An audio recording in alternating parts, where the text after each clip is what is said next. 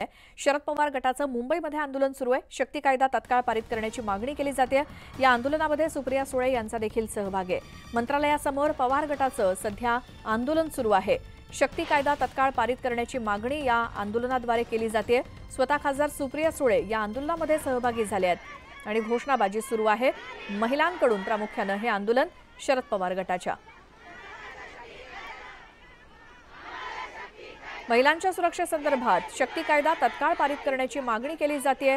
राष्ट्रवादी काँग्रेस शरद पवार गटाकडून अधिक माहितीसाठी जाऊयात। आमच्या प्रतिनिधी प्रणाली कापसे आहेत आपल्या सोबत। प्रणाली, राष्ट्रवादी शरद पवार गटाच्या आजच्या या आंदोलनासंदर्भात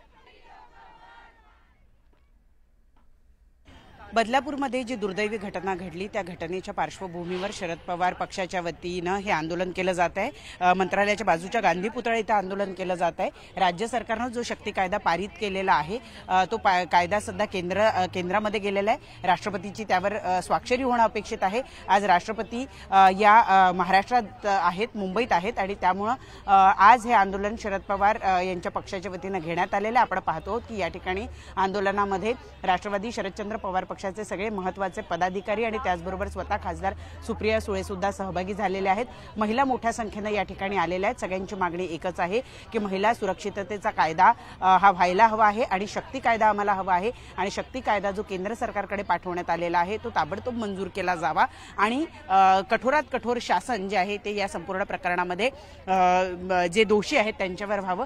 या मागणीसाठी आपण पाहतोय की महात्मा गांधी यांच्या मंत्रालयाच्या पुतळ्याच्या जवळ हे आंदोलन राष्ट्रवादी शरदचंद्र पवार पक्षाच्या वतीने केलं गेलेलं आहे। माजी जे गृहमंत्री आहेत अनिल देशमुख ते या ठिकाणी आहेत। राष्ट्रवादीच्या महिला अध्यक्ष या ठिकाणी आपल्याला बघायला मिळत आहेत। मुंबई अध्यक्ष आहेत आणि त्याचबरोबर खासदार सुप्रिया सुळे या सुद्धा महिलांच्या बरोबर मोठ्या संख्येनं या ठिकाणी सहभागी झालेल्या आपल्याला बघायला मिळतात। या सगळ्या माहितीसाठी धन्यवाद प्रणाली।